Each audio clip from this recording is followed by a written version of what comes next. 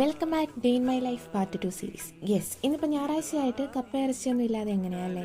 ഇവിടെയാണെങ്കിലും അവിടുത്തെ വീട്ടിലാണെങ്കിലും കപ്പ ഫാൻസിൻ്റെ എണ്ണം വളരെ കൂടുതലാട്ടോ. കപ്പ, ചക്ക ഇതൊക്കെ മിക്കവാറും കാണും.